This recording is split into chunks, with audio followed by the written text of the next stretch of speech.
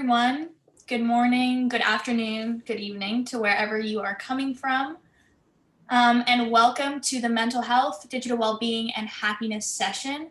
My name is Gwyn, and I'm a member of the Team Leadership Council here at LookUp. And I'm so excited for this session. We're going to be talking about digital overload and digital addiction. There's been rates of anxiety, depression, social isolation, and loneliness that have skyrocketed due to social media. And this amazing panel is going to be talking about how we create tech-life balance and how we create a better relationship with technology. So without further ado, let's go ahead and go around with some introductions. If you guys just want to say your name, where you're coming from, and how you got involved with digital well-being. And we'll start with Jayesh, and then we'll go Mikey, Jamie, and finish up with Rijul. Yeah, so hi, good evening everyone. My name is Jayesh. I hail from a city called Raipur in India. I am an entrepreneur. I am the co-founder of Happy, which is the world's first happiness and peace app.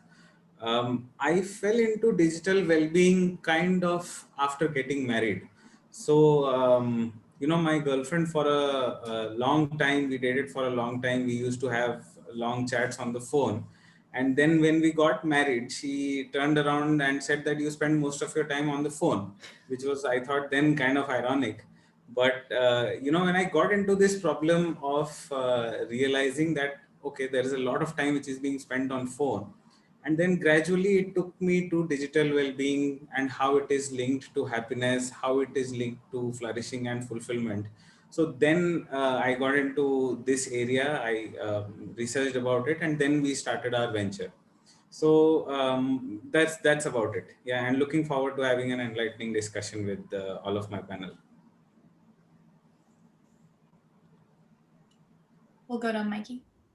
Awesome. So hello, everybody from wherever you are tuning in the world. My name is Mikey. I'm actually, and I'm from Boston, Massachusetts, in the United States. And I'm really passionate about everything at the intersection between technology and mental health, specifically how we can befriend technology to make mental health radically accessible to everyone. So the reason I'm here is because I was inspired by my own challenges with mental health. I struggled with anxiety, depression, OCD, and overuse of social media made my issues a lot worse. I used it as a form of procrastination to escape from my problems, which inadvertently made my problems worse.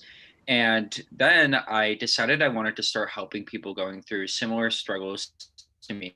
So I joined an innovation incubator program called the Knowledge Society, or TKS, and that's where I gained the skills I needed to make an impact in the mental health space using science and emerging technologies. So this summer, I worked on an early autism diagnostic method that uses machine learning and CODA data. I've worked with companies like Affectiva and Apollo Neuroscience on creating wearable technology that can ease anxiety. And now I'm doing research at Harvard Medical School's McLean Hospital at the Institute for Technology and Psychiatry, where we're researching everything at the intersection between technology, social media, and mental health. So thank you for giving me this opportunity, and I'm looking forward to having a great discussion. Jamie?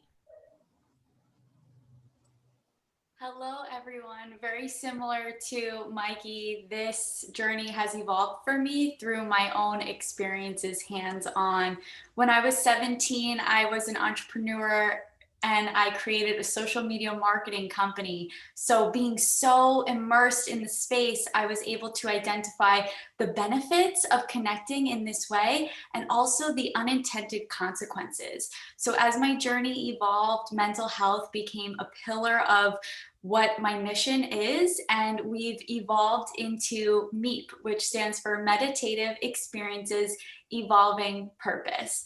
Currently, I'm a master Reiki practitioner and I specialize in sound therapy. So I'm really excited to dive into these topics today.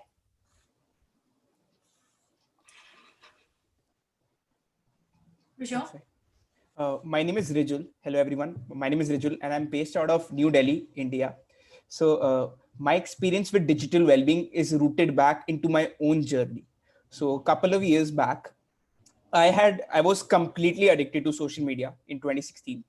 I left social media for 7 months, including Facebook and WhatsApp. I went cold turkey, and then I came back. So basically, I'm a 24-year-old kid who's been on both sides of the table. I've been completely addicted to social media, left it, and now I have a healthy relationship, wherein I use it moderately, positively. And this is the message that I spread to a lot of audiences out there. I give a lot of workshops around digital well-being to a lot of leading colleges in the country in India. And I'm looking forward to having some wonderful conversations with all of you. So good to see the background that you all come from. Thank you all. It's amazing to have you all here. So I think we're going to move into, you all explained those really amazing personal experiences that you've all had, both being, really immersed in that social media and technology side of things, and then using that personal experience to kind of move into helping others. So I was wondering if you could all talk a bit about how you use your personal experience to create those solutions and what you're personally doing to create tech life balance and help others to flourish on digital spaces, and why the intersection of mental health, technology, and happiness is so important right now. And so we'll start with Rijul, and then we'll go Jamie, Jayesh, and then Mikey. Perfect. So I'll break it down into two parts. First, I'll talk about what I do in terms of digital well-being. So in terms of digital well-being, as I said, I do a lot of workshops around digital well-being. So basically what I do is in these workshops, these are workshops for college students and school students. In these workshops, I basically cover the problems, like situations which must be familiar with you, a couple of statistics, and to put out one. So there is a statistic which says 46% of young adults would actually prefer a broken bone over a broken phone. So this is how distracted we are by our tech or addicted we are. And there are a couple of other researches which show that you would rather prefer electric shock rather than sitting alone with your thoughts. So there are some very alarming statistics which I discuss with students. Then what I do is I co-create and co-collaborate on solutions in which students can consume their tech positively or have a healthy consumption. And when I mean healthy consumption, I mean it's just like food. The way you eat food, the types of food you eat, like vitamins, carbohydrates, shapes you up as a person. Similarly, the kind of tech that you consume and the amounts of tech that you consume shapes you up as a person. So I talk about how do you consume it healthily, how do you produce as well. So most of us have a very passive form of, are mostly passively consuming content online, but we're not producing content online because there's a large community out there. So I inspire people to go there and talk about their passions, their goals, etc. And third, and the major piece is I talk about moderation of screen time. And there are a plethora of techniques which I talk about, which I'll talk in the next section. So this is what I do. I talk about problems, solutions, then I inspire them from my own journey. And the idea is that I also provide personal mentorship. I give them a lot of resources to take forward. This is what I broadly do in workshops across the country. And a lot of students have really benefited from these workshops. And to give you one more example of what people thought of. So there was there was a question in which I asked people to visualize life beyond tech. So some of the people have gone up and said, I just want to walk barefoot in the grass, or I just want to lay down and stare at the sky. So we've forgotten these small things, that bring us joy in life. So this was the answer to the first question. Coming to the second question, wherein how do I maintain that balance? So I talked about healthy consumption and healthy production, which I do a lot. Coming to moderation of screen time. So there are a plethora of things that I do. One is that I try to use offline tech I try to use old-fashioned tech instead of new-fashioned tech wherever possible. And to give an example, I actually have this old-fashioned alarm clock with which I sleep. So this has transformed my sleep over the last 1 year, to be honest. And I use a lot of tech to manage tech, like Google Digital Wellbeing apps, a lot of these applications. I track my screen time. I have notifications off. And there are a plethora of techniques that I adopt, to be honest. But I think I'll go into it in detail afterwards. Over to others. Jamie, thank you so much.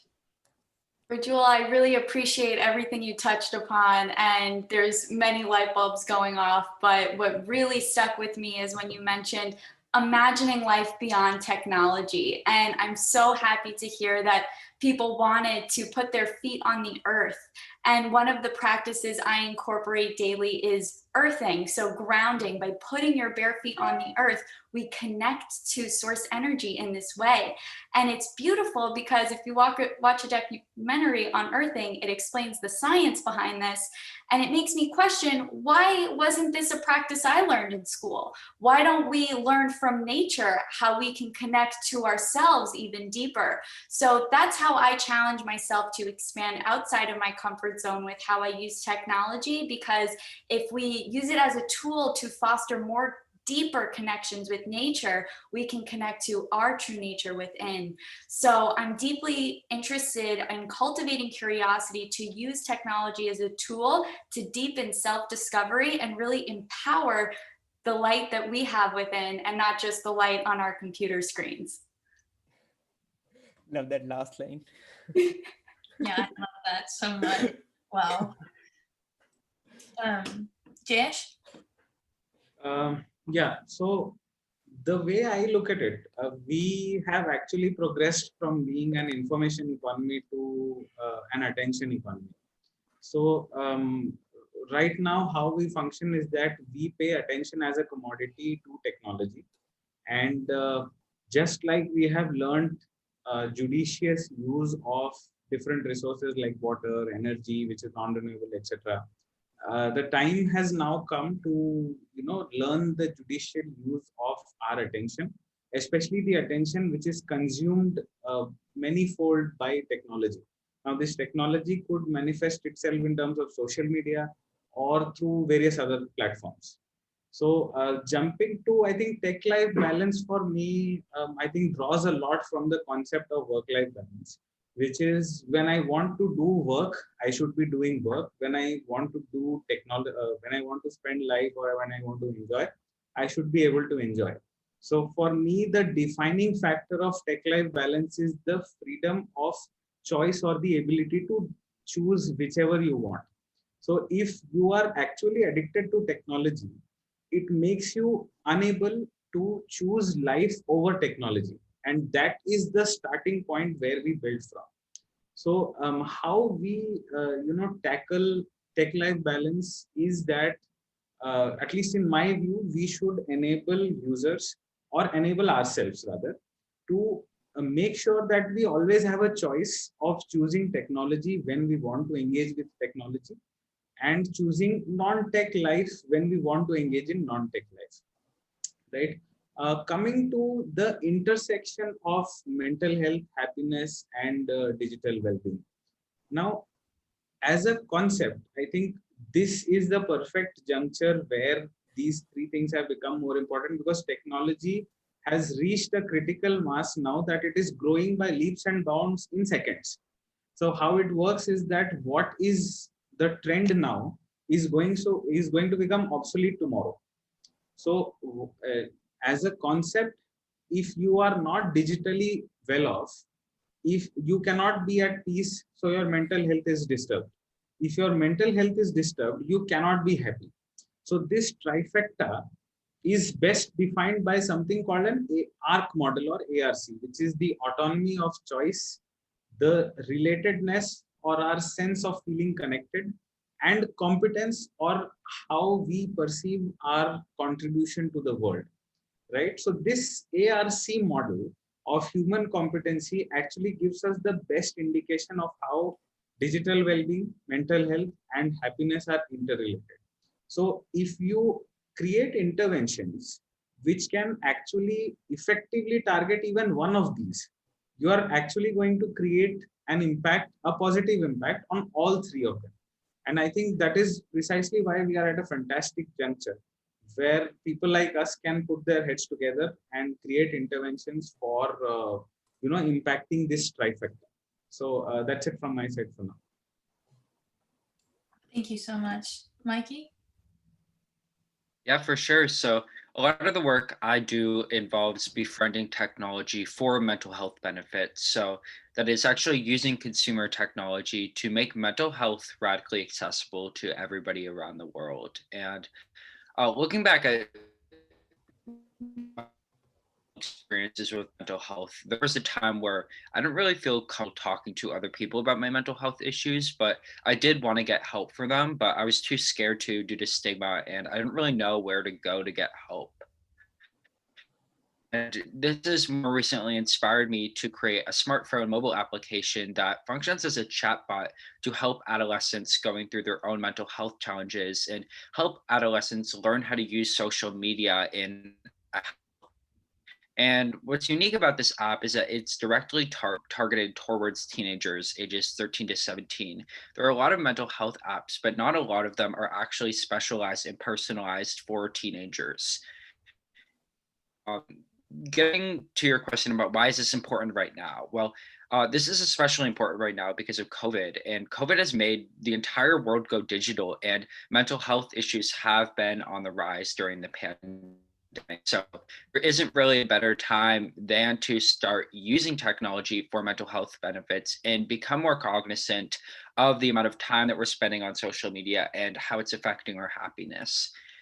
And to your point about a tech life balance as well. So for me personally, a tech life balance means using technology as a tool.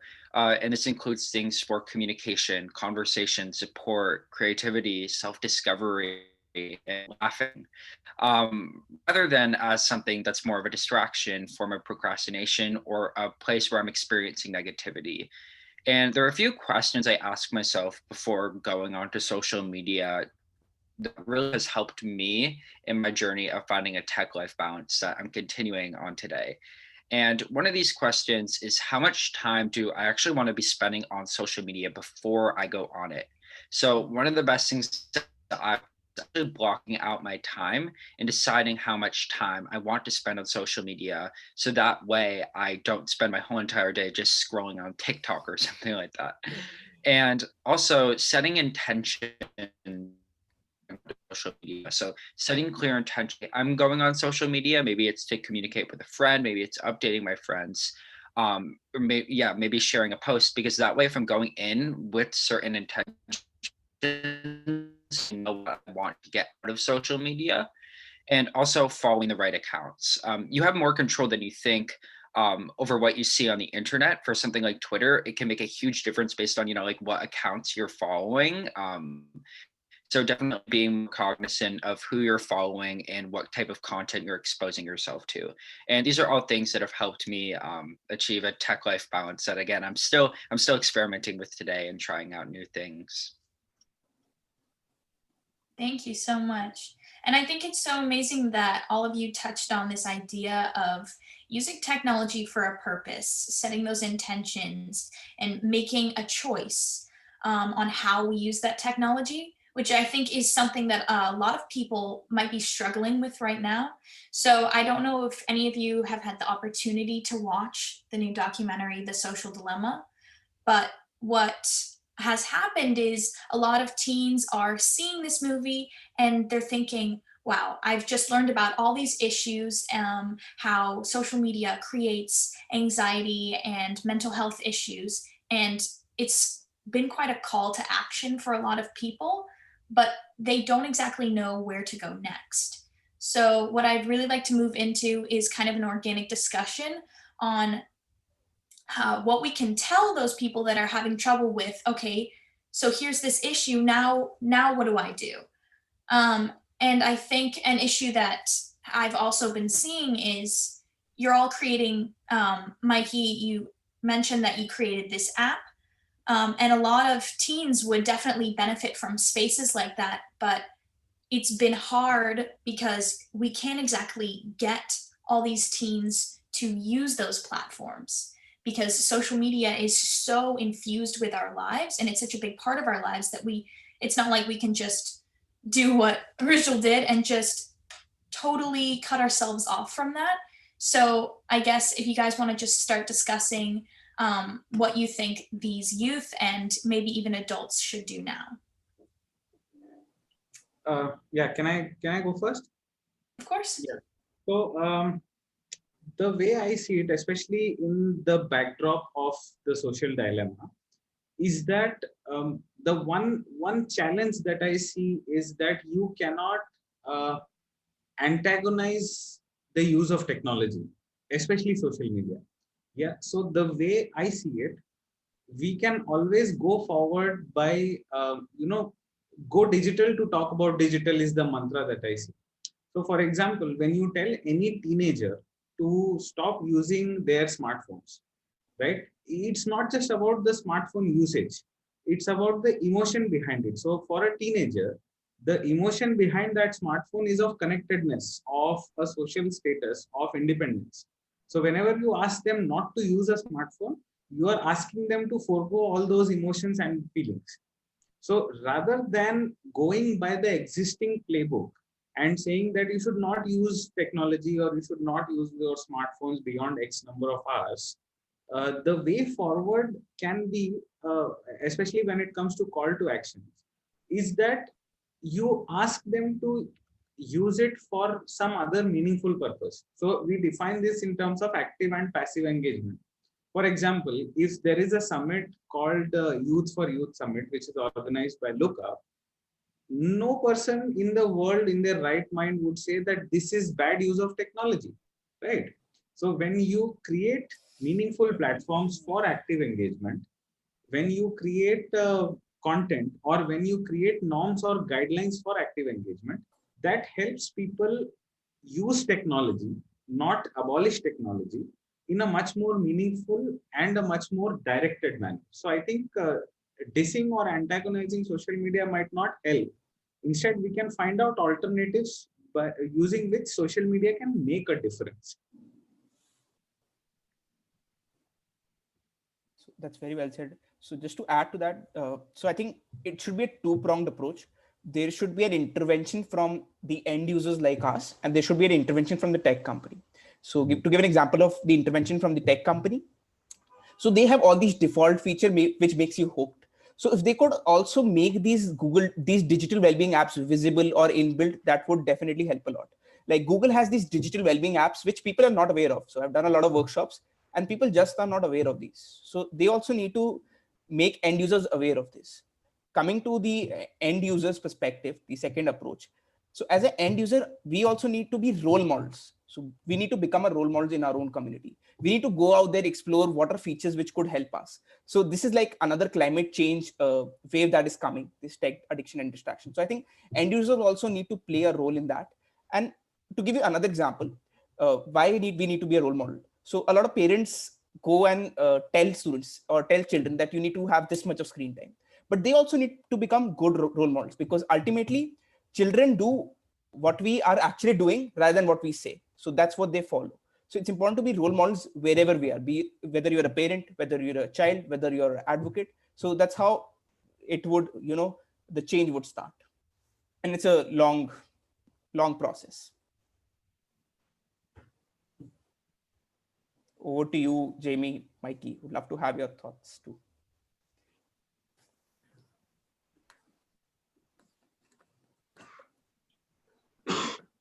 Sure, I really appreciate the conversation around being role models. It is so critically important that we are practicing digital flourishing and that we are open to evolving with the times. As we mentioned, technology is rapidly transforming every moment.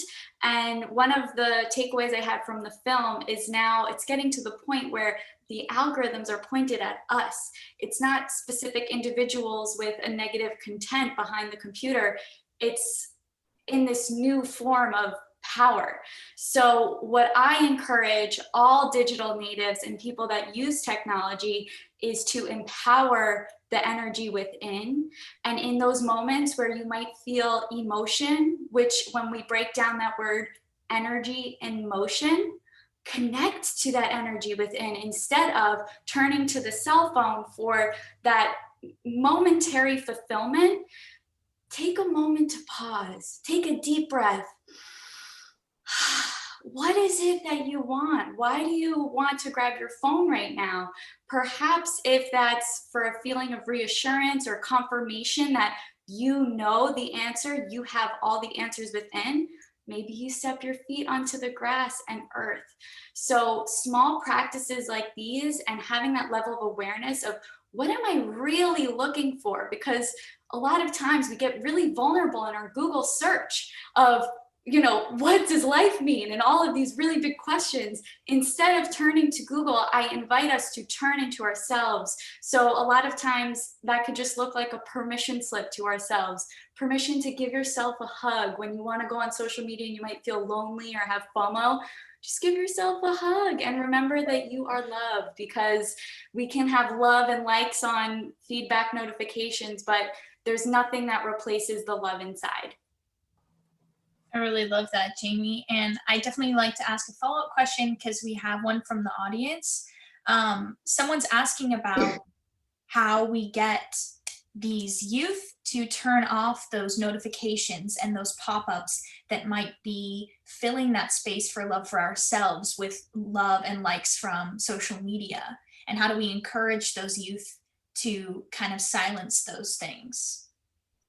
Alexa, I really appreciate that question. And what's the most important thing to remember is, as much as we want to empower other people, we need to have that calling within. So we're all going to reach our threshold of, I got interrupted way too many times. It's time to go on Do Not Disturb. And also remembering statistics like, once interrupted, it takes 23 minutes to get back to the task at hand. Really? Like every notification sets us back that much. So having that personal awakening is really what's going to cultivate that change, but really supporting each other from a place of love, that we all have our own timeline and we're all going to wake up when we're ready. Can I add to that point? Yeah, of course. So just wanted to add, just think about it this way. Like, you're getting up in the morning and you're inundated with a lot of notifications. Just think of it this way. You're allowing hundreds of people to come with you, hundreds of people's priorities to become over you. So that's how you should imagine it. And would you want that unpleasant situation? No, right? So that's how you need to think about it. Drive your tech instead of the tech driving you. I think Well, while we're discussing this, one of the things that I'm thinking about is, why aren't we talking about this in school? Like, why aren't we being taught these type of skills in schools? And I think that's going to be a huge part in the future of education. You know what I mean? Like, we're not taught enough about mental health and using social media in a healthy way in schools. And Alexa, what you mentioned, making sure that teens are actually, like, downloading these mindfulness apps. I think that schools are going to play a huge role in this, in educating youth. And so what I'm working on with my mental health app currently is actually partnering up with different school organizations to actually educate youth on why this is an important issue, which can hopefully motivate them to download such apps that can increase their digital well-being. Can I just quickly add on to that? Yeah, so essentially one problem that I see is that measurement is key when it comes to social media or technology for that matter. So when you see notifications, they are framed in a manner that you can actually see that there is one notification waiting for you, or there are 15. So it creates a sense of urgency in you. Whereas most of the interventions that we create as of now, there is a lack of measurement when it comes to what benefit do you get when you don't use these social media platforms, or when you do not access those notifications. So I think gamifying, incentivizing, empowering, and enabling, these four things become very important when it comes to getting teens or youth to download any sort of intervention, whether it is app-based or web-based. Currently, any intervention that you see in the market, it is based on two principles, that is monitoring and regulation. Now, as teenagers, as youth, we kind of tend to rebel against monitoring and regulation. So rather than asking them that you allow us to monitor and regulate your time, let us focus, or rather we should focus on empowering and enabling them with measurement, so that the good that they do gets measured and reinforces them to come back and do more good. Yeah, I definitely agree with that. And Mikey, going back to something you said about educating youth on this issue, a lot of the audience members are asking questions on, I mean, right now a lot of students are in distance learning and they're learning virtually. And a lot of people are wanting to create solutions for these mental health issues because we're so digitized right now. And because we have all these teens on these digital platforms and they're learning digitally and virtually right now, what is the best way to get kids to absorb that information about these new apps? Right, right. Yeah, so again, I think that schools themselves really do have a big role in doing this, in actually educating youth, because why are we on technology so much? There are so many students on technology right now? It's because school and COVID, everything's digital. So how can we actually use that experience to get teachers and educators to actually educate students in that process on mental health, and encouraging teachers to do daily check-ins with their students, see how they're doing, and if they're struggling with their mental health, reaching out to them, seeing how they can help, I think is a huge role. And I think that schools can play a big role in also increasing the awareness surrounding these mental health apps. Yeah, definitely. Something that I've definitely been curious about is this idea that positive psychology and flourishing talks about how we create our best selves and how we create, optimal human functioning and human experience. But an issue that we see on social media platforms is people are only putting out their best selves, and they're only putting out, the most happy parts of their lives, which is causing some of these mental health issues with people thinking, oh, he or she or they are so much happier than I am. How can I be happier? And it's causing quite high rates of anxiety. So how do we differentiate between those two things?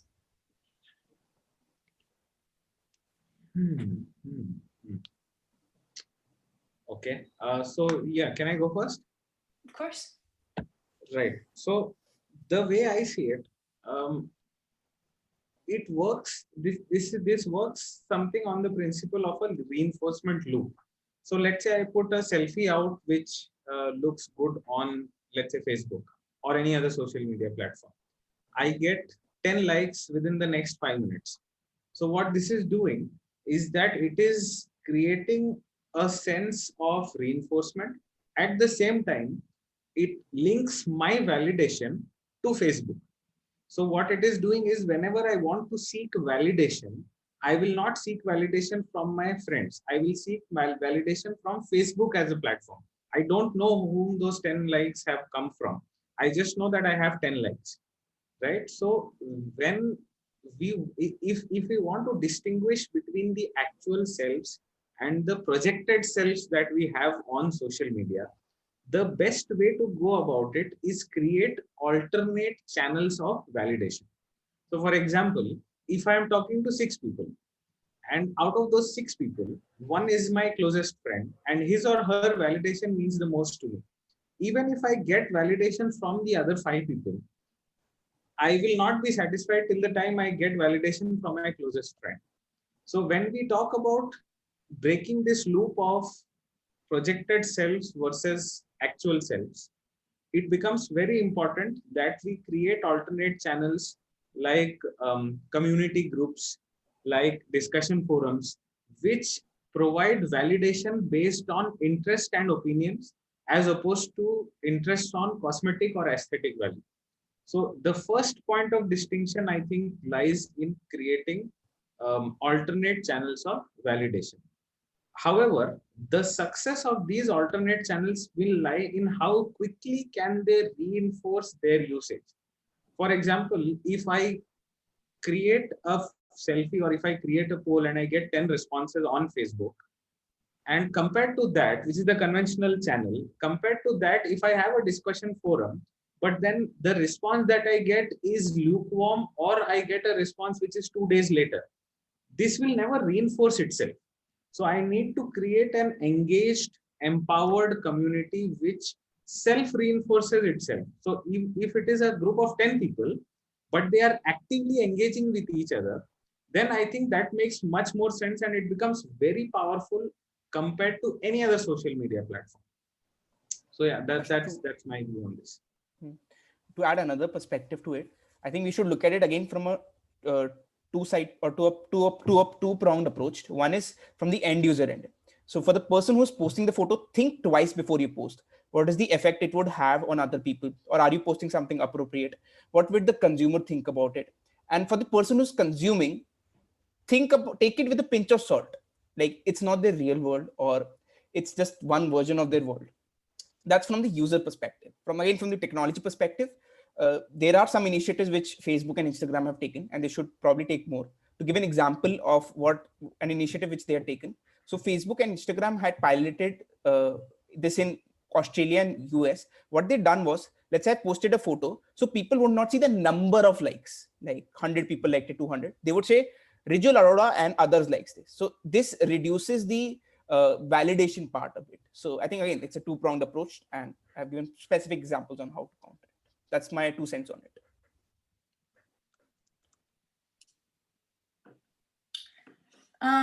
And we only have a couple minutes left, but there is another question from the audience asking about where can we find other resources to read and scientific studies to learn more about this topic. Because you all have given some amazing insight today, but if people are wanting to learn more, if they're wanting to get more involved with this issue and become a part of this mental health and digital well-being movement, where can they find those spaces? So Digital Wellness Collective. Yeah, in regards to scientific resources to deepen your discoveries, I invite you to enroll in the Digital Wellness Collective certification course. So we dive deep into all the different aspects of flourishing with scientific resources as to how and why we can overcome these challenges. And just one point regarding the previous question, I invite us to question everything and challenge, why do we need validation from anyone? So as we're expressing and evolving in these times, when you feel this need or this pull from technology, really pause and question why you need that validation, and trust that you have the answers, because as you explore and discover, you'll find that everything you need is within. So if you're curious to deepen your discoveries, definitely send me a message and I'd love to talk more. Thank you.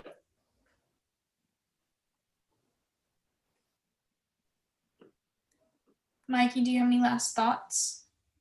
Yeah, so I mean, I would encourage people, if you want to learn more, I have a ton of resources working at the Institute for Technology in Psychiatry at McLean Hospital. You know, we have countless number of publications around these different issues. So I'm not sure if they have my email, but like they can email me, reach out to me. I'm happy to give them access to different resources that I have.